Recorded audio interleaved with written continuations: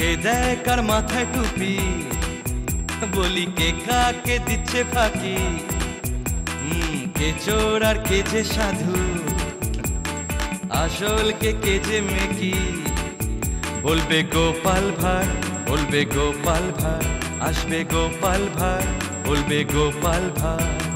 একটু মধু একটু তিতা, বাস্তবটা গল্পে গাথা, পাঁচমিশালি রঙ্গ নিয়ে হাসির উপহার। হাজির গোপাল ভাঁড়, হাজির গোপাল ভাঁড়, সেই গোপাল ভাঁড়, বলবে গোপাল ভাঁড়। এমন চরিত্র বড়ই বিচিত্র, তালে ডোলে টামা ডোলে দেখো শুধু নৃত্য। এমন চরিত্র, কান চেপে শোনো শুধু, মুখ বুঝে ভাবো শুধু, চোখ বুঝে দেখো শুধু। আসবে গোপাল ভাঁড়, বলবে গোপাল ভাঁড়, দেখবে গোপাল ভাঁড়, সেই গোপাল ভাঁড়, বলবে গোপাল ভাঁড়।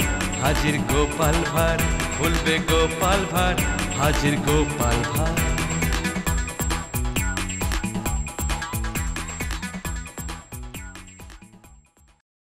এবারের গল্প হাতি।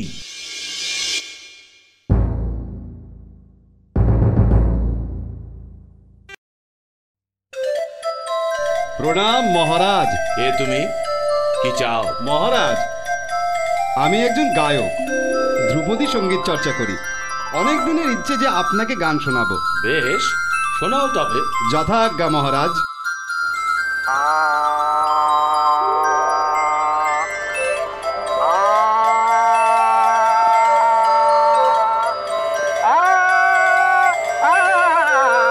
বাহ, তোমার সঙ্গীত শুনে আমার মন প্রাণ ভরে গেল। আর সেই খুশিতে আমি তোমাকে কিছু উপহার দেব। মহামন্ত্রী, এনাকে কি উপহার দেওয়া যায় বলো তো? আজ্ঞে মহারাজ, টাকা করে ধন দৌলত উপহার দিলে শিল্পের মর্যাদা করা হয় না। তাই আমার মনে হয় এনাকে একটা হাতি উপহার দেওয়া হোক। হাতি? হ্যাঁ, সে কি গো, মহারাজ দিলেন আর তুমিও নাচতে নাচতে নিয়ে চলে এলে?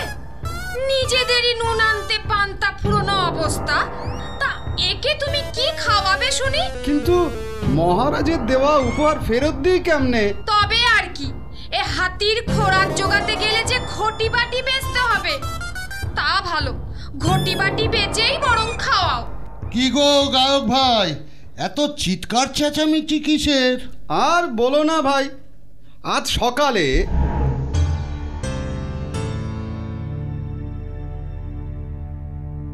তাই আমার মনে হয় এনাকে একটা হাতি উপহার দেওয়া হোক।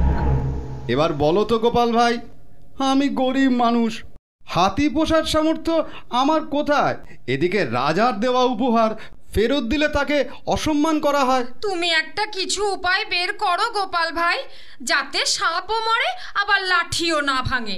বেশ, শোনো তবে। তাহলে এখন চলি ভাই, ঠিক সময় রাজসভায় দেখা হবে।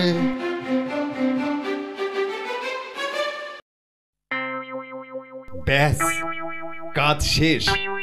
এবার হুড়ো দিয়ে ছেড়ে দিলেই হয়। এই হুরর, হাট, হাট, হাট, হাট, হাট, হাট।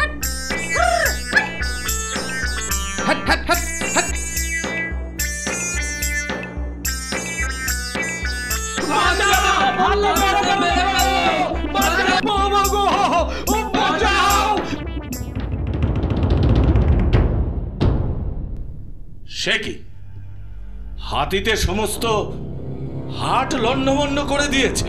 তবে মহারাজ, গলায় যখন ঘন্টা বাঁধা, তখন মনে হয় কারুর পোষা হাতি হবে।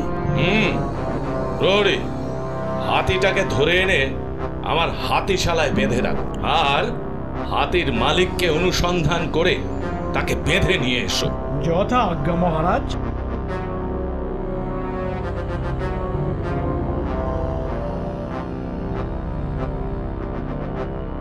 মহারাজ, হাতির প্রকৃত মালিক ইনি। গায়ক আপনি? আগে হ্যাঁ মহারাজ, হাতিটা আপনারই, আমাকে উপহার দিয়েছিলেন। কিন্তু একে প্রতিপালন না করে এভাবে ছেড়ে রেখেছো কেন? কি করব মহারাজ, নিজেদেরই দুবেলা দুমুঠো জোটে না, তার উপর অত বড় হাতি। তাই ওকে ভালো করে বাজনা শিখিয়ে গলায় ঘন্টা বেঁধে ছেড়ে দিয়েছিলাম। ভেবেছিলাম বাজনা শুনিয়ে লোককে খুশি করে নিজের পেট নিজেই চালিয়ে নেবে। কিন্তু এর ফল হলো ঠিক উল্টো। হাতির উৎপাতে হাট বাজার সব বন্ধ হলো।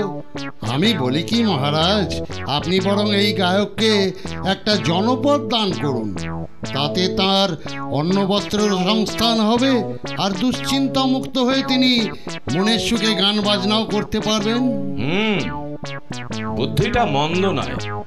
ঠিক আছে, তোমার কথা মতোই কাজ হবে।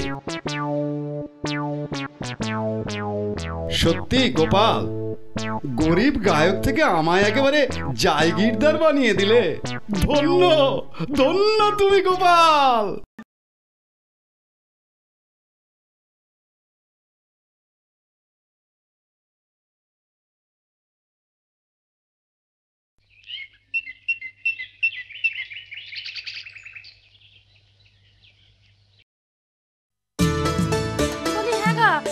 সবাই চাকুরি করছো, মাস মাইনা ছাড়াও উপরি কামাই করছো, এদিকে ঘরেতে বউকে দিয়ে দাসী বৃত্তিও করাচ্ছো। বলে তুমি পুরুষ মানুষ নাকি? কি দরকার সহজ সরল ভাবে চটপট করে বলে ফেলা দেখিনি? বলছি এবার একটা ঝি রাখো, এই মশলা বাটা, কুটনো কাটা, মাছ কাটা, বাসন মাজা, এইসব কাজগুলো বরং সে করবে। শুধু ঝি নয়, একটা চাকরও আনতে হবে। ঝিটা কুটনো কোটা, বাসন মাজা এইসব করবে, আর চাকরটা বাজার আনা, গরুর জাপ দেওয়া, কাপড় কোচোপড় কাচা এইসব করবে আর কি। ও বাবা, ভূতের মুখে রাম নাম। বলি ব্যাপারটা কি? কষ্ট শুদ্ধি। রোজ এরকম হলে তুমি রোজই ভূতের মুখে রাম নাম শুনতে পাবে। চলি গো গিন্নি। আরে আরে, এই অবেলায় চললে কোথায়? আরে শোনো, শুনে যাও।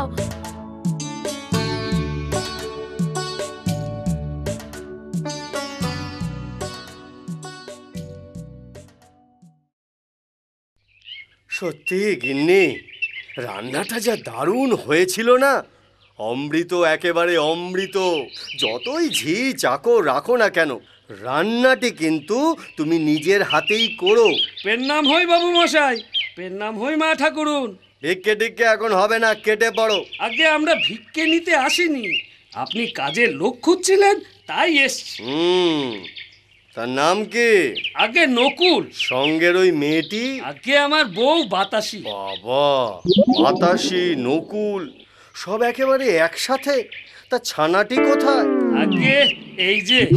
বাস, বাতাসা, নকুল দানা একেবারে রেকাবি সাজিয়ে এসেছো দেখছি। তা কি কি কাজ করতে হবে? ওসব আমরা পণ্ডিত মশাই থেকে জেনে নিয়েছি। আপনি এখন মাস মাইনের কি দেবেন বলুন? খাওয়া দাওয়া পাবি, বছরে 4 খানা করে কাপড় পাবি, আর মাস গেলে 3 গন্ডা করে চাঁদির সিক্কা পাবি। বল রাজি? হ্যাঁ রাজি কর্তা মশাই। বেশ, তাহলে আজ থেকেই কাজ শুরু কর। ঠিক আছে কর্তা মশাই। কর্তা মা, বাসনগুলান কোথায় গো? ওই যে ওই দাওয়ার কোণে। ঠিক আছে মা। আরে দানা।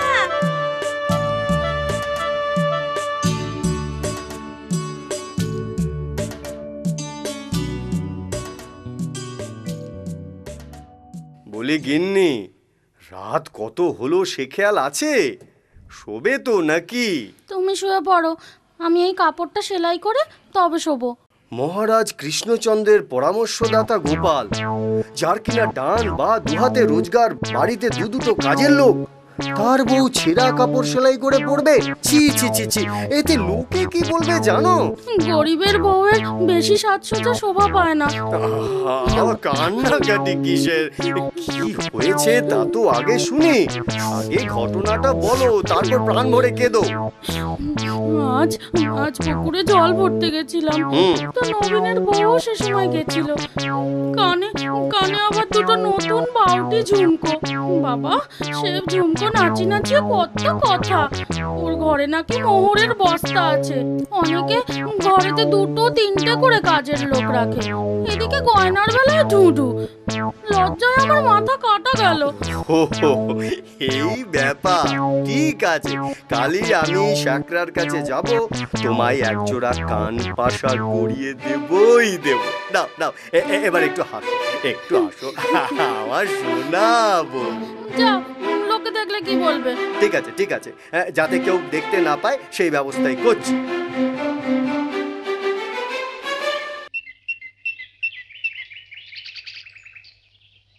শ্যামা, একদম বাজে কথা বলবি না বলছি। আমি তোকে বলেছিলাম সীতা মোটর। আগে না, আপনি বলেছিলেন মোটর বিছে। বলছি সীতা মোটর। হে শ্যামা, বলি এত ঝগড়া কিসের? দেখ না গোপাল, তোর মাসিমা একটা সীতা মোটর হারের কথা এই শ্যামাচরণকে বলেছিল, আর এ বেটা কিনা মোটর বিছে তৈরি করেছে। তুমি এর একটা বিহিত করো তো বাবা। সীতা মোটর পরে কচি মেয়েরা, মাসিমা কি এখনো হাঁটুর সমান কাপড় পরে নাকি যে সীতা মোটর পরবে? মোটর বিচে আর সীতা মোটরের মধ্যে কোনটার ওজন বেশি? সীতা মোটরের 4 ভরির নিচে হয় না। বেশ বেশ, আর দুটো কান পাশা তৈরিতে? এই ধরুন 6 না, ভরি হচ্ছে 10 মোহর, তার মানে সর্বসাকুল্যে এই 4 মোহরের মতো। তা কাকা, আমি তো তোমার কাছ থেকে 4 গন্ডা অর্থ পেতাম, মনে আছে নিশ্চয়ই? হ্যাঁ হ্যাঁ, কি কি হয়েছে কি? হ্যাঁ না, বলছি দেখা যখন হয়েই গেল, শ্যামাকেও আগাম কিছু দিতে হবে। এদিকে আসার সময়ের সঙ্গে বেশি অর্থ আনিনি, তা আমার পাওনাটা তাহলে এবার আমায় দিয়ে দাও, শ্যামাকে আগামটা দিয়ে দিই। কি তুই আমার কাছে টাকার তাগাদা করছিস? করবো না, মাসিমার সীতা মোটর তৈরি করাচ্ছ আর আমার বেলাতেই ফাক্কা।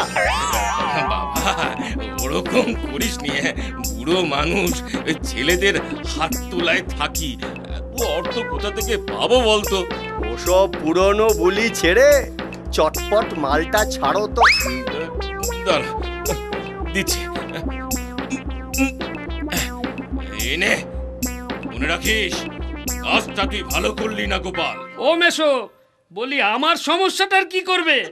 তোর গয়না নিকুচি করেছে। ব্যাটা আর বজ্জাত।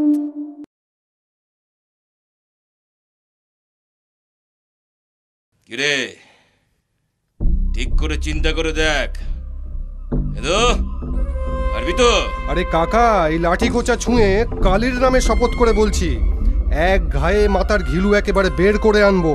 কার ঘিলু বার করবে একটু আড়ি পেতে শুনি তো। কিন্তু এ যে সে লোক নয়, একেবারে গোপাল। সেসব ছেড়ে বেটাকে কোথায় বাগে পাবো আগে সেটা বলো তো কাকা। শোন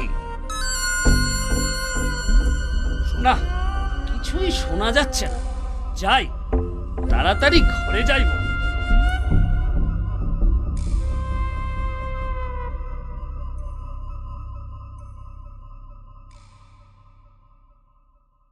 সে কি রে, তুই ঠিক শুনেছিস তো? কর্তা, চিলের চোখ আর নকুলের কান বড়ই ভয়ঙ্কর বস্তু। আমার মাথায় একটা বুদ্ধি এসেছে। শোন নকুল,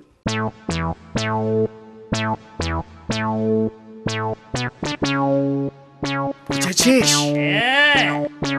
তাহলে কর্তামাকে এখানে পাঠিয়ে দি। চলি গো গিন্নি, ওদিকে বোধহয় হরিদন আমার জন্য দাঁড়িয়ে আছে। এসো এসো, দুগ্গা দুগ্গা দুগ্গা দুগ্গা।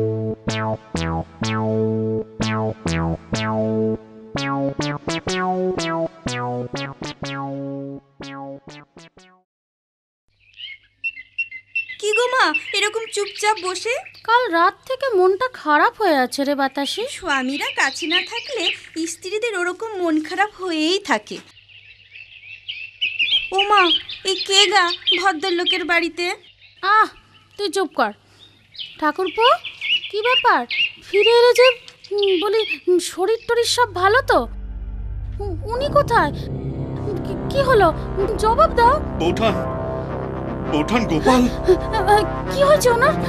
বৌঠান গোপাল, চুপ করে থেকো না, বলো তার কি হয়েছে। কাল রাত্রে ভেদ বমিতে মারা গেছে। ওগো, তুমি আমায় ছেড়ে কোথায় গেলে গো? ওগো, আমি কার কাছে থাকবো গো? কাকা কাকা গোপাল মারা গেছে। সে কি রে, কি করে? বেটা গতকাল বিকেলে নাকি তারকেশ্বরে পুজো দিতে রওনা হয়ে গেছিল, ভেদ বমিতে রাত্রেই পটল তুলেছে। বেটা তারকেশ্বর যেতে গিয়ে পথগুলো একেবারে কৈলাস চলে গেল। আরে তাও করতে যাবি নাকি? না, সেসব কাজ নাকি কাল রাত্রেই হয়ে গেছে। এখন শুধু বউটার শাঁখা ভাঙা, সিঁদুর মোছা, এইগুলো বাকি। এই সবেরই এখন তোড়জোড় চলছে। আত্মীয় স্বজন? না, গ্রামের কজন মাত্র আছে। বাহ, এক ঢিলে দুই পাখি। এবার আজ রাতে ঘরেতে আগুন দিয়ে বউটাকেও নিকেশ করা যাবে, আবার পুরো সম্পত্তিটাও হাতানো যাবে। বাহ বাহ বাহ, দারুণ দারুণ। সুদও তোলা হলো আর অর্থ লাভও হলো। তাড়াতাড়ি পা চালা, তাড়াতাড়ি পা চালা। এই তো যাচ্ছি। চক্রবর্তী কাকা, ও চক্রবর্তী কাকা। কে ডাকে? এনে তো, তুই ডাকলি নাকি? না তো। ও চক্রবর্তী কাকা। ও কাকা, এ মনে হচ্ছে গোপালের গলা। ধুর, সে তো মরে ভূত হয়ে গেছে, সে আবার আসবে কোত্থেকে?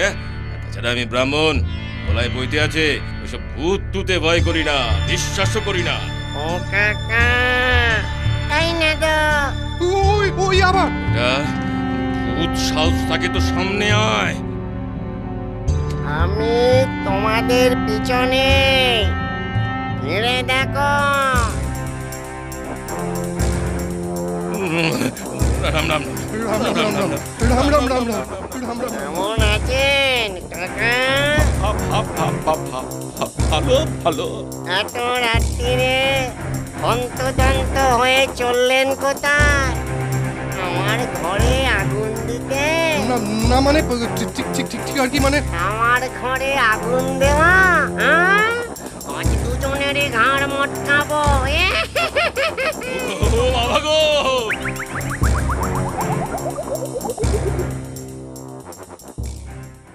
সে কি গোপালের ভূত? মহারাজ, আমার মনে হয় ওই গোপালের যথাযথ ভাবে শ্রাদ্ধ শান্তি হয়নি।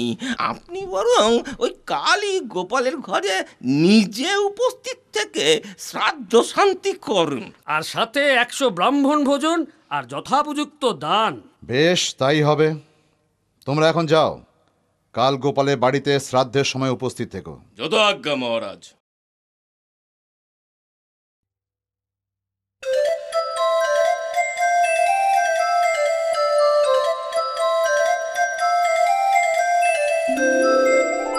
মহারাজ, আসি তবে। হ্যাঁ হ্যাঁ, আসুন আসুন।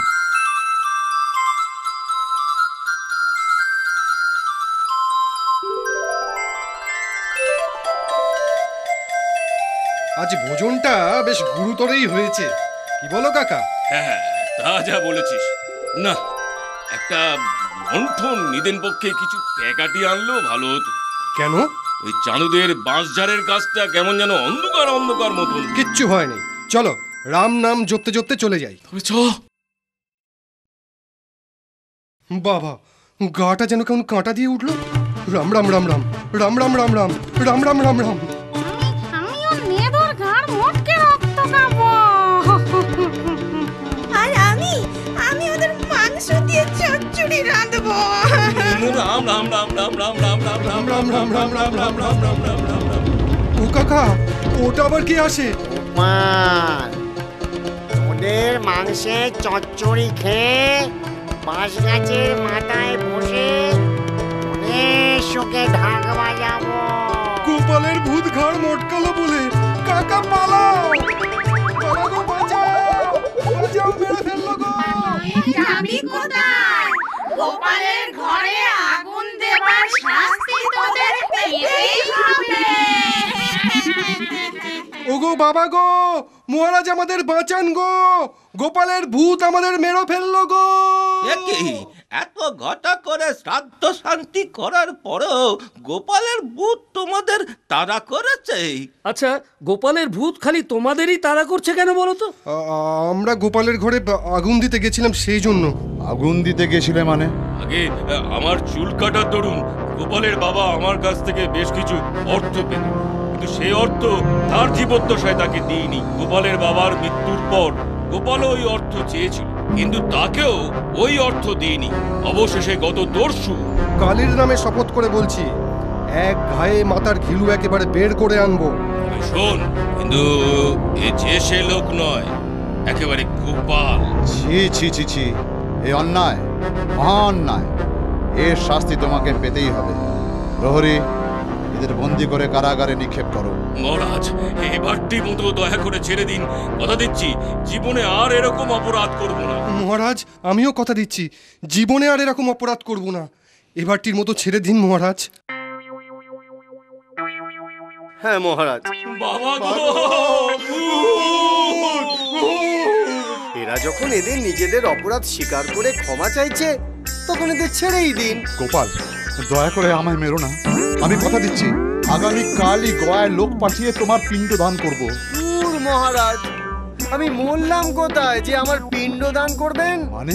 নকুলের মুখ থেকে চক্রবর্তী কাকার ফন্দির কথা শুনে আমি আর নকুল এক ফন্দি আঁটি। শোন নকুল, আমি আজ বৈকালেই আমার বন্ধু হরিদনের বাড়ি রওনা দেব, কিন্তু সাবধান, এ কথা যেন কাউকে জানাস না। তাহলে বাকি সবাই কি জানবে? জানবে যে আমি তারকেশ্বরে তীর্থ করতে যাচ্ছি। তারপর আগামী কাল সকালে বন্ধু খবর নিয়ে আসবে যে রাত্রে আমি ভেদভূমিতে পটল তুলেছি। ব্যাস, খবর চতুর্দিকে রটে যাবে, আর রাঘব বোয়ালকেও ধরতে বেশ সুবিধে হবে। দারুণ মজা হবে। কিন্তু সাবধান, আমার জীবিত থাকার খবর যেন কেউ গুণাক্ষরেও টের না পায়। আর সব সময় চক্রবর্তী কাকার ওপর নজর রাখিস, আর ওদের সমস্ত গোপন অভিসন্ধির খবর সময় মতো আমায় জানাস। ঠিক আছে কর্তা, সেসব নিয়ে আপনাকে কিন্তু চিন্তা করতে হবে।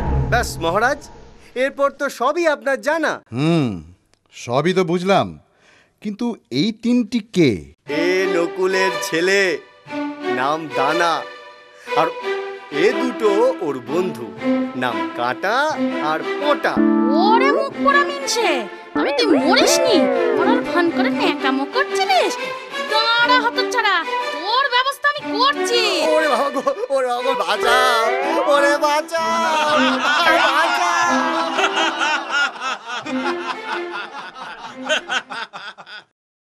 এবারের গল্প উপযুক্ত জবাব। গোপাল ভাই, ও গোপাল ভাই, বলি বাড়িতে আছো নাকি? আরে মুদি ভাই, এসো এসো। তারপর কি মনে করে? আজকে নিয়ে বছর ঘুরতে চললো, তুমি তো এখনো অড়হর ডালের দেনা শোধ করলে না। হ্যাঁ মুদি ভাই, কদিন বড় টানাটানি যাচ্ছিল তো, তাই শোধ দিয়ে উঠতে পারিনি। এইবার ঠিক শোধ দিয়ে দেব।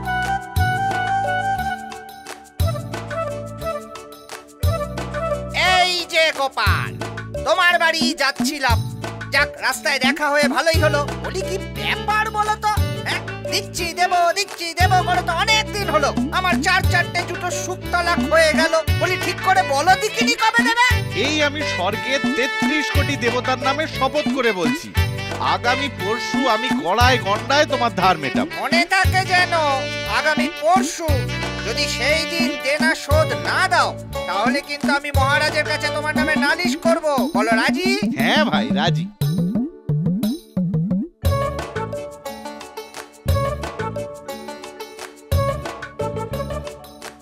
হুজুর, গতকাল আমাদের গোপালের অড়হর ডালের দাম মেটানোর কথা ছিল। মিটিয়ে দিয়েছে তো? আজ্ঞে না, শোধ তো দেয়নি। উপরন্তু বাড়িতে দুবার লোক পাঠিয়েছিল, কিন্তু তেনার দর্শন মেলেনি।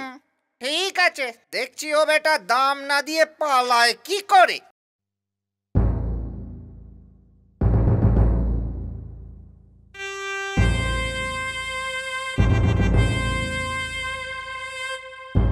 প্রণাম মহারাজ। কে তুমি? কি চাই? মহারাজ, আমি আপনার কৃষ্ণনগরের এক অতি সাধারণ মুদি।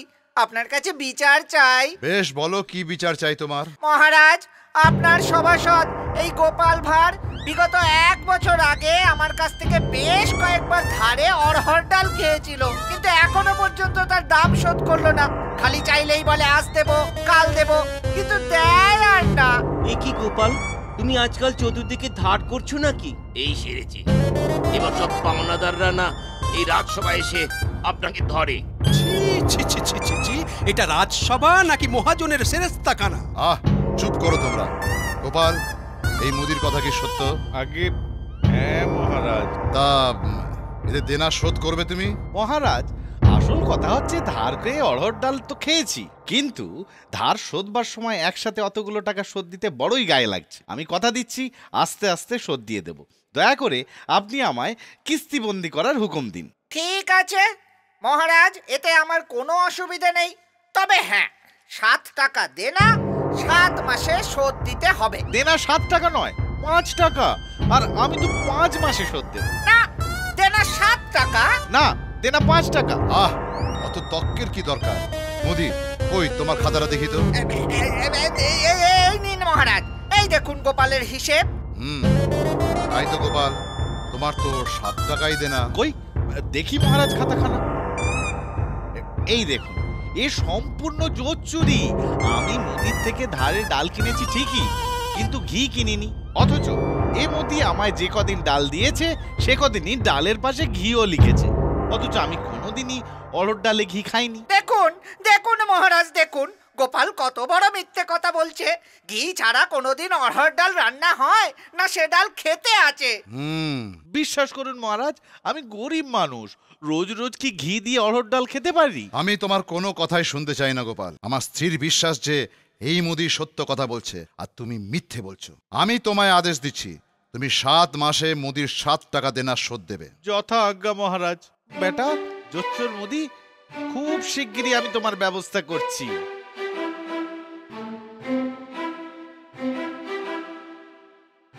এই নাও ভাই 1 টাকা, তাহলে তোমার 7 টাকা দেনা শোধ হলো। হ্যাঁ গোপাল ভাই, শোধ হলো। তোমার তো দেনা শোধ হলো, কিন্তু আমার আবার এদিকে একটা সমস্যা এসে উপস্থিত হয়েছে।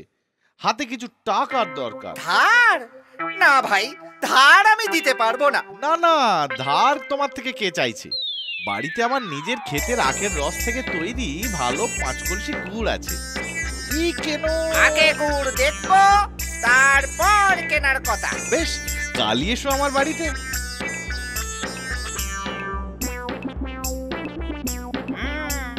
গুড় বেশ সরেশ। এই নাও, গুড়ের দাম 4 টাকা। আচ্ছা চলি তবে। হ্যাঁ ওরে, গুড়ের কলসিগুলো নিয়ে আয়। কি বলছেন? উপরে গুড়ের আস্তরণ আর ভিতরে বালি? বিশ্বাস না হয় নিজের চোখেই দেখবেন, চলুন। কই চলুন তো দেখি। এই দেখুন, এই দেখুন, এই দেখুন। বেটা গোপাল আমায় ঠকালো। দাঁড়াও, তোমায় আমি ধরি একবার। আহা, চটু কেন মুদি ভাই? কি ছাড়া আমায় তুমি যেমন অড়হর ডাল বেচতে পারো না, তেমনি আমিও বালি ছাড়া সরেস দানাগুড় তোমায় বেচুম কেমনে?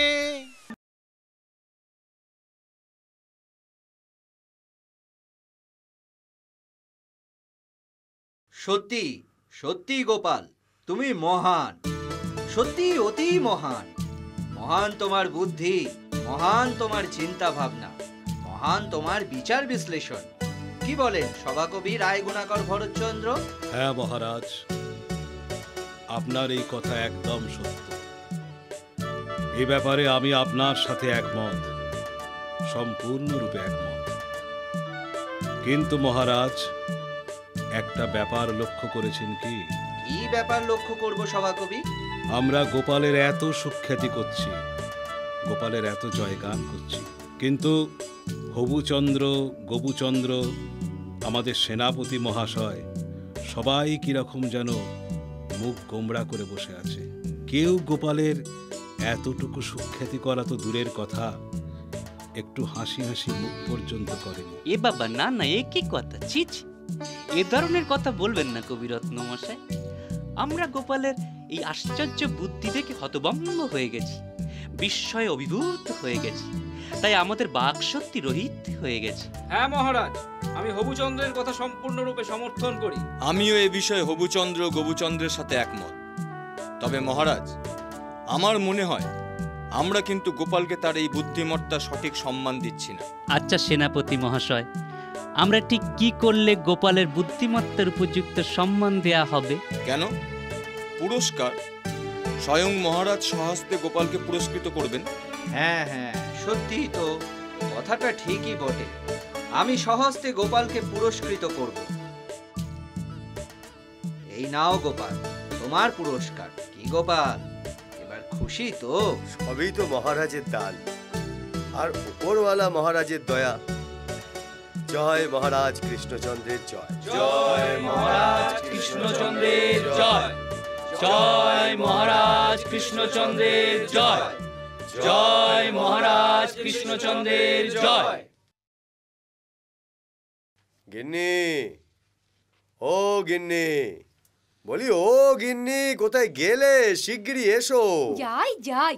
ওহ, চেঁচিয়ে চেঁচিয়ে যেন গ্রাম মাথায় করে তুললো। বলো কি হয়েছে, তাড়াতাড়ি বলো দেখিনি, ছিষ্টির কাজ পড়ে আছে। আরে এই দেখো। বলো, পছন্দ হয়েছে? মা, কি সুন্দর, কই দেখি দেখি। এই কেমন হয়েছে বললে না তো? সুন্দর, খুব সুন্দর হয়েছে। এই মালাটা পরে আমি নদীর ঘাটে জল আনতে যাব। এই হলো তো, কোনো গয়না দিলেই অমনি পরে পুকুরে জল আনতে যাব। কই একদিন তো বললে না? সন্ধেবেলা সুন্দর একটা শাড়ি পরে, চুল বেঁধে, মুখ হাত ধুয়ে, গয়নাটা পরে প্রদীপ আলোকে বসে তোমার জন্য নরম নরম হাতে মিঠে পান সাজবো। ন্যাকামো করো না তো, আমি এখন রান্না করছি। তোমার সাথে বকবক করতে গেলে কড়া ধরে যাবে। কি রাঁধছো গিন্নি? মাংস, কচি পাঁঠার মাংস। বাবা, কি সুন্দর! জিভ দিয়ে তো জল গড়িয়ে পড়ছে। থাক, জিভ দিয়ে আর জল গড়াতে হবে না। সোজা পুকুর ঘাটে চলে যাও, একটা ডুব মেরে মাথা দিয়ে জল গড়াতে গড়াতে এসো। তারপর গরম গরম কচি পাঁঠার ঝোল আর ভাত খেও। সেই ভালো। দাও দাও, একটু সর্ষের তেল দাও তো দেখি। ঘরে এসো, দিচ্ছি। হ্যাঁ, চলো চলো।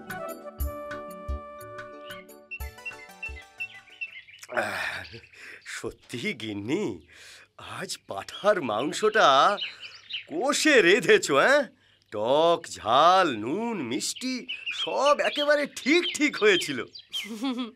যত্ন করে রাঁধতে হয়, তবেই না এমন সুন্দর স্বাদ হয়। ও বাবা, এই সময় আবার কি এলো? মানুষ, ঘটি বাটি নয়, তাহলে গরুর গাড়িতে না এসে ঝাঁকার মাথায় চেপে আসতো। এই থাম থাম থাম থাম থাম থাম থাম থাম থাম থাম থাম, এখানে এখানে থাম। ওহ বাবা, এই নে 5 পয়সা। ও বাবা, সেই কোন ভোরে দুটো মুড়ি গুড় খেয়ে গাড়ি চালাচ্ছি, আর এই পড়ন্ত রোদে কেষ্টনগরে এসে থামলাম। এটা কি কষ্ট নয় কর্তা? কষ্ট? নিশ্চয়ই কষ্ট। তবে তার জন্য আর মাত্র 2 পয়সা বেশি দিতে পারি, তার বেশি নয়। সর্বসা করলে মাত্র 7 পয়সা। বেশ, তাই দেন। এই নে। আর কেপ্পন একেবারে। দিদি, ও দিদি, আরে বলি চিনতে পারছো? ও মা, আমার গোলু ভাই, আয় আয়। অনেকদিন পর এলুম গো। হ্যাঁ, সে তো বটেই। তারপর আছিস কেমন ভাই? মামা মামি কেমন আছেন? আর সেই চন্দনা পাখিটা, সেটা কেমন আছে? আরে বাবা, প্রশ্নের বান ডেকে ফেললে তো। দাঁড়াও দাঁড়াও দাঁড়াও, আগে তোমাকে আর জামাইবাবুকে নাম করি। বেঁচে থাক ভাই আমার, সুখে থাক, শান্তিতে থাক। থাক থাক থাক, হয়েছে হয়েছে। ও মা, হয়েছে হচ্ছে কি গো? 7টা নয়, 5টা নয়, একটা মাত্র ভাই আমার। শুধু হয়েছে হয়েছে বলে হবে? আশীর্বাদ দেবে না? আশীর্বাদ করে সুখী হও, দীর্ঘজীবী হও, সারা জীবন শান্তিতে বসবাস কর। আর মনে মনে অভিশাপ দিচ্ছি, আমার ঘাড় ভেঙে খাবার চেষ্টা করলে ওলায় উঠায় মন। এতক্ষণ পর বসে পাটা যেন একটু জুড়লো।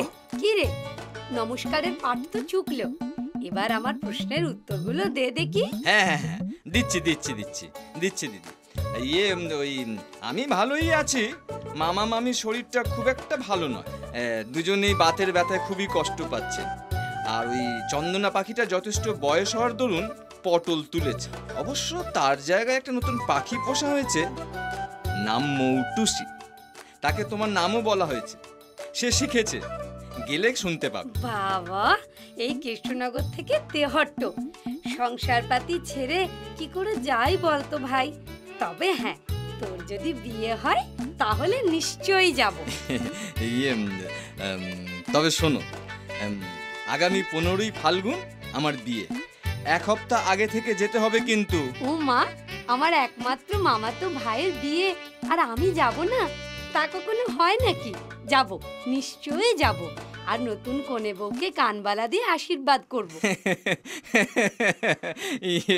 সবই তোমার আর জামাইবাবুর আশীর্বাদ দিদি। তা তো বটেই। বাস নাও, শালার যে বিয়ে, খসাও এবার মোটা টাকা। ভাই, আজ কিন্তু তুই রাত্রে এখানে থাকবি। হ্যাঁ, সে তো বটেই, না হলে আবার এক্ষুনি কেষ্টনগর থেকে তেহট্ট ফিরতে গেলে ও পথের কষ্টে দম বন্ধ হয়ে অক্কা পাবো। বালাই ষাট, অমন কথা মুখেও আনিস না ভাই, সামনেই না তোর বিয়ে। বিয়ে থা করবি, গুটি কয়েক বাচ্চা কাচ্চা নিয়ে সুখে শান্তিতে ঘর করবি, তারপর তোর ছেলে পিলের বিয়ে থা দিয়ে তাদের হাতে সংসারের দায় দায়িত্ব ছেড়ে তবে না মরণ।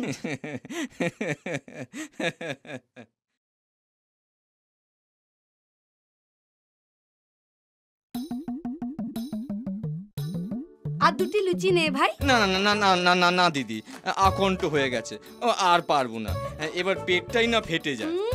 পেটটাই না ফেটে যায়? কি একেবারে খেলি রে! ওই তো লুচি, আলুর দম আর একটু মোহনভোগ, মাছ মাংস এসব কিছুই তো খাওয়াতে পারলুম না।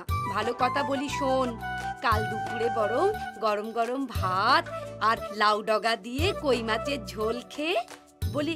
কি গো, হাতির মতো না গেলে কিছু বলছো না কেন আমার ভাইকে? আমি আবার কি বলবো? মাছ ধরার কথা, নেতা জেলেকে দিয়ে মাছ ধরিয়ে রাখবো, সে কই মাগুর, শিঙি, রুই, কাতলা যা বলবে তাই। হ্যাঁ ভাই, সত্যি থেকে যা। দিদি, তোমার কথা শুনে আমি শুধু কাল দুপুরবেলা পর্যন্ত কেন, 3-4 দিন ধরে থাকলেও তো মাছ মাংস খেতে পারবো না। কেন? গেলবার দোলের দিন আমি দীক্ষা নিয়েছি গো, বৈষ্ণব ধর্মে। এই দেখো কণ্ঠ, তাই আর মাছ মাংস ছুঁই না, সম্পূর্ণ নিরামিষ। বাহ, ভালো ভালো ভালো, খুব ভালো। আজকাল যা আকরার বাজার, মাছ মাংস না খেলে অনেকগুলো টাকা বেঁচে যায়। মরুন দশা, পয়সা বাঁচানোর চিন্তা ছাড়া কি আর কোনো চিন্তা তোমার মাথায় এলো না গো? হ্যাঁ, এসেছে। কি চিন্তা? মোহন ভোগের, এখনো একটুও পেলাম না। সত্যি এই এক চিন্তা তোমার, খাওয়া। বলি, আগের জন্মে কি ছিলে ঘটোৎকচ? হ্যাঁ, ভীম, আর তুমি হিড়িম্বা। তা যা বলেছো জামাইবাবু।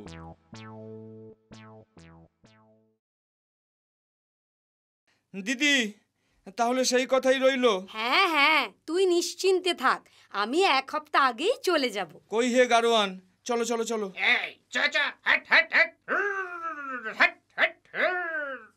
ব্যাস, নাও, কোথাকার কোন মামাতো ভাই বলা হয়ে গেল তার বউকে কানবালা দেবে।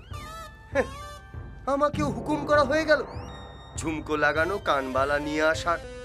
কিন্তু কই, পয়সাটা যে কোত্থেকে আসবে সে চিন্তা নেই। হুকুম তো দিয়ে দিলাম, নে মর। এবার করুর বলদের মতো টাকার ধান্দায় পথে পথে ঘুরে মর। বিয়ে করার খুব শখ, হ্যাঁ? বুঝবি গলু, বুঝবি, যখন তোকেও এইসব শাড়ি গয়নার আবদার মেটানোর জন্য পাগলের মতো পথে পথে ঘুরতে হবে। বেটা গোপালকে অত বুদ্ধি করে তাড়ালাম, কিন্তু আমাদের কবিরত্ন মশাই পুরো ব্যাপারটা জল ঢেলে দিলেন। এখন তো বেটা মহারাজের পাশে পাশে যায়। হবে না, মহারানী তথা সমগ্র নদিয়াবাসীকে বর্ধমানের রানীর অপমানের হাত থেকে বাঁচালো। তারপর ওই যে মহারাজের পিতার বৃষৎসর্গের ষাঁড়কে সুলতান বাহাদুরের হাত থেকে বাঁচিয়ে দেবতা রোষদৃষ্টি হইতে সমগ্র নদিয়াবাসীকে, সাথে মহারাজের পরিবারকে পর্যন্ত বাঁচালেন। তা ওই নাপ্তের বেটা গোপাল মহারাজের পাশে পাশে যাবে না তো কি তুমি আমি যাব? আহারে, ওই মতির মালাটার উপর আমার বহুদিনের লোভ ছিল, একেবারে আসল গজমতির মালা, সুদূর জম্বুদ্বীপ থেকে প্রত্যেকটি মুক্ত বাছাই করে আনা। এক একটি মুক্তার দাম লক্ষ স্বর্ণমুদ্রা।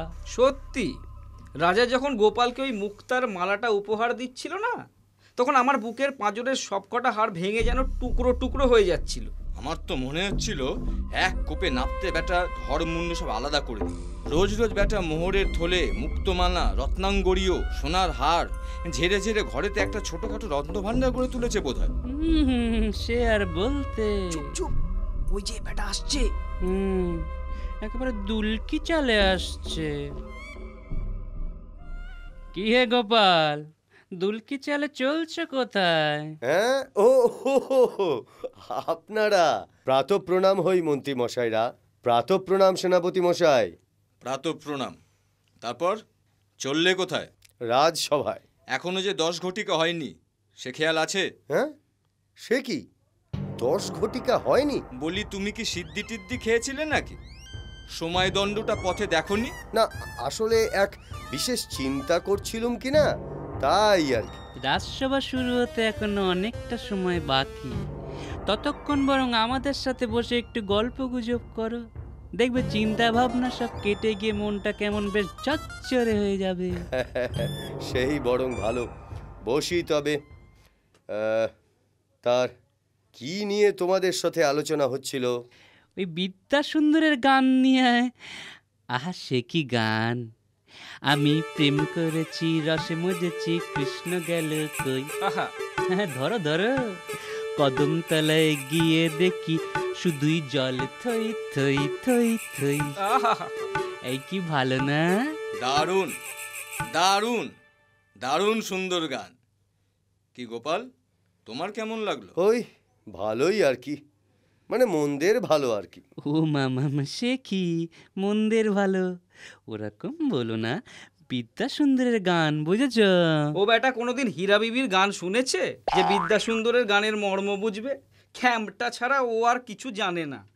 হ্যাঁ, এইসব গানের মর্ম বুঝি আমি। এককালে আমরা ঢাকা বিক্রমপুরের জমিদার ছিলাম, তাই আমরা এইসব গানের মর্ম বুঝতাম। শুনেছি ঢাকার জমিদারদের জমিদারিতে অনেক রকম আশ্চর্য ঘটনা দেখা বা শোনা যায়। তা তোমাদের এরকম কোনো আশ্চর্য ঘটনা? ও বাবা, ছিল না আবার? আমার দাদুর যে গোয়াল ছিল, তা সেই গোয়ালের গরুর দুধ দুইবার জন্য এক গোয়ালা ছিল, নাম রঘুপতি। তা রঘুপতি রোজ গরুগুলোকে কাঁধে করে নিয়ে গিয়ে মাঠে বেঁধে আসতো সকালবেলা, আবার সন্ধে হলে গরুগুলোকে কাঁধে করে নিয়ে এসে গোয়ালে ঢোকাতো। বাবা, সে কি সামান্য এক মানুষ কাঁধে করে দুবেলা গরু বইতো? বিশ্বাস হচ্ছে না? জানি হবে না। আরে সবই অভ্যেস। রঘুপতি যে গরুগুলোকে দুবেলা কাঁধে করে বইতো, সেই গরুগুলো যখন ছোট ছিল না, অর্থাৎ যখন কিনা বাছুর ছিল, তখন থেকেই রঘুপতি তাদের কাঁধে তুলতো, তাই আর কি। ও, এইবার বুঝেছি। সত্যি এত সুন্দর করে বোঝালেন না ভাই। এই নাও, এই নাও পেয়ারা। উমা, কই দাও দাও। বাহ, খুব মিষ্টি তো। মহারাজের জন্য এনেছিলাম, কিন্তু তোমার কথায় খুশি হয়ে তোমায় দিলাম। আসলে ঘটনাটা কি হয়েছে জানো? আজ সকালে বসে গুড় রুটি খাচ্ছিলাম, তা হঠাৎ জানলা দিয়ে পেয়ারা গাছটার দিকে চোখ চলে যায়। ব্যাস, ডাকলুম গাছটাকে, গাছটা কাছে এলো, পেয়ারাটা পারলুম, তারপর আবার যেই চলে যেতে বললুম অমনি গুড়গুড় করে নিজের জায়গায় চলে গেল। দেখো গোপাল, অত গুলমারা কিন্তু ভালো নয়। সে কি, গুল মারলাম কোথায়? বলি গাছপালা কোনোদিন হাঁটা চলা করতে পারে? আগে পুরো কথাটা তো শোনো। ঘটনাটা হলো কি, আমাদের বাড়িতে একটা টিকটিকি ছিল, তা তার পিঠে একদিন একটা জোকে রক্ত খেয়ে ফুটো করে দিয়েছিল, আর সেই পিঠে একটা শালিক পাখিতে করে দিয়েছিল। তারপর সেই থেকে একটা পেয়ারা গাছ জন্মালো, আর তার শেকড় বাকড় ছড়ালো ওই পিঠের ফুটোর মধ্যে। ব্যাস, ধীরে ধীরে সেই পেয়ারা চারা থেকে এত বড় পেয়ারা গাছ হলো। দূর, তোমার কথার এক বর্ণ বিশ্বাস করলুম না। একটা টিকটিকি কখনো অত বড় গাছ বইতে পারে গোপাল? তুমি কি আমায় বোকা পেয়েছো? ও মা, কেন বইতে পারবে না? ছোট থেকে বইছে তো, তাই অভ্যেস হয়ে গেছে। এও সেই তোমার অভ্যেস। হ্যাঁ হ্যাঁ, সত্যি কথা, খুবই সত্যি কথা। অভ্যেসে কি না হয়। আচ্ছা, আমি তোমাদের আমার মামার বাড়ির এক করার কথা বলেছিলাম কি? করার কথা? কই না তো। কি করা ভাই? বলিনি না? বেশ, শোনো তবে। আমাদের জমিদারিতে একবার আমার দাদুর ইচ্ছায় নারায়ণ পুজো হয়। তা সেই নারায়ণ পুজোর খিচুড়ি রান্নার জন্য কড়ার দরকার। আমাদের অনেকগুলো বড় বড় কড়া ছিল, কিন্তু দাদুর ইচ্ছা ছিল একটা কড়ায় সমস্ত গ্রামবাসীর জন্য একসাথে একেবারে খিচুড়ি রান্না হবে। তা তখন আমার দাদুর নির্দেশে কর্মকার পুরু লোহার পাত জুড়ে জুড়ে ওই কড়াখানা তৈরি করেছিল। বাবা, তাহলে সে তো খুব বড় কড়া হয়েছিল। বাবা, বড় বলে বড়, কড়ার এপারে দাঁড়ালে ওপার দেখা যেত না, এই বড়। ও, এইবার বুঝেছি। ও কড়া তাহলে তোমাদের ছিল? সে কি, কড়াটা তাহলে তুমি দেখেছো? বাবা, দেখিনি আবার। তোমার বাবা তো দেনার দায়ে ওই কড়া আমার শ্বশুরের কাছে বন্ধক রেখেছিল। এখন আমায় শ্বশুর ওই কড়ার জল ভর্তি করে মাটি দিয়ে তাতে পদ্ম ফুলের বীজ পুঁতে পদ্ম বাগান করেছে। এই রে, রাজসভার সভা শুরু হয়ে এলো। এই যাই ভাই। না, হলো তো, দিল মুখে জামা ঘষে। আমার মাথায় এত এক বুদ্ধি এসেছে। কি বুদ্ধি ভাই? এখানে নয়, একেবারে সোজা রাজসভায় তার প্রমাণ দেব। এখন চলো সব। সাবধান, মহারাজ কৃষ্ণচন্দ্র রাজসভায় প্রবেশ করছেন। পরম প্রতাপী, পরম দয়ালু সুবিচারক মহারাজ কৃষ্ণচন্দ্র রাজসভায় প্রবেশ করছেন। জয় মহারাজ কৃষ্ণচন্দ্রের জয়। জয় মহারাজ কৃষ্ণচন্দ্রের জয়। জয় মহারাজ কৃষ্ণচন্দ্রের জয়। তাহলে এবার সভার কাজ শুরু করা যাক। মন্ত্রীবর হবুচন্দ্র, রাজ্যের খবর কি? ভালো ভালো মহারাজ, খুবই ভালো। চতুর্দিকে শান্তি বিরাজ করছে। হবুচন্দ্র, রাজকোষের খবর কি? মহারাজ, লক্ষ্মীর কৃপায় রাজকোষ যেন উপচে পড়ছে। আপনার কথা মতো মুর্শিদাবাদের নবাব বাহাদুরের কাছে সমস্ত রাজস্বও পাঠানো হয়ে গেছে। বাহ, ভালো ভালো, খুবই ভালো। শুধু তাই নয়, আপনার দয়ায় গরিব দুঃখীরা দুবেলা খেয়ে পড়ে বেশ সুন্দর রূপে বেঁচে পড়তেই আছে। প্রতিদিন সকালে রাজকোষ থেকে তাদের প্রত্যেককে উপযুক্ত পরিমাণে দানও দেওয়া হচ্ছে। যাক, শুনে মনটা খুশিতে ভরে উঠল। দেখবেন মন্ত্রী গবুচন্দ্র, ঠিক ঠিক নির্দেশ মতো যেন দান কার্যটা চালিয়ে যাওয়া যায়। যথাজ্ঞে মহারাজ। মহারাজ, আমার একটা কথা কদিন ধরেই মনে হচ্ছে। কি কথা মহামন্ত্রী? আচ্ছা মহারাজ, বলতে পারেন, হনুমান, বাঁদর, মানুষ প্রভৃতি সমস্ত প্রাণীর সর্বাঙ্গে লোম থাকলেও হাতের তালুতে কোনো রকম লোম থাকে না। অবশ্য অন্য কোনো মানুষের হাতে আছে কি না তা একেবারে জোর দিয়ে বলতে পারবো না, কিন্তু এটা বলতে পারি সমস্ত নদিয়াবাসীর হাতের তালুতে একদম লোম নেই। কেন বলুন তো? না, আমি ঠিক বলতে পারবো না। গোপাল, তুমি কি বলতে পারবে? কেন পারবো না মহারাজ, এ তো খুব সহজ উত্তর। সহজ উত্তর? বেশ, বলো তো উত্তরটা শুনি। আমরা সমস্ত নদিয়াবাসীরা দুহাত পেতে মহারাজের দান গ্রহণ করেছি, তাই প্রত্যহ দান সামগ্রীর সাথে হাতের তালুর ঘর্ষণে তালুর লোম ক্ষয়ে নষ্ট হয়ে গেছে। ঠিক আছে ঠিক আছে, যদি তোমার কথা মেনেই নি, তাহলে এবার বলো তো, স্বয়ং মহারাজ কৃষ্ণচন্দ্রের হাতের তালুতে কেন লোম নেই? তিনি তো আর দান গ্রহণ করেন না। তিনি দান গ্রহণ করবেন, এ কি সম্ভব? তিনি এক বিত্তবান রাজা, প্রত্যহ সকালে রাশি রাশি মোহর গরিব দুঃখী ও নদিয়াবাসীদের মধ্যে বিলি করেন। তাই প্রত্যহ মোহর ও অন্যান্য দান সামগ্রীর ঘর্ষণে মহারাজের হাতের তালুর লোম ক্ষয়ে নষ্ট হয়ে গেছে। তাই মহারাজের হাতের তালুতে কোনো লোম নেই। বাহ বাহ বাহ বাহ বাহ বাহ, এত কঠিন একটা প্রশ্নের কি সুন্দর সমাধান। সত্যি সত্যি গোপাল, তুমি মহান। এই নাও তোমার পুরস্কার।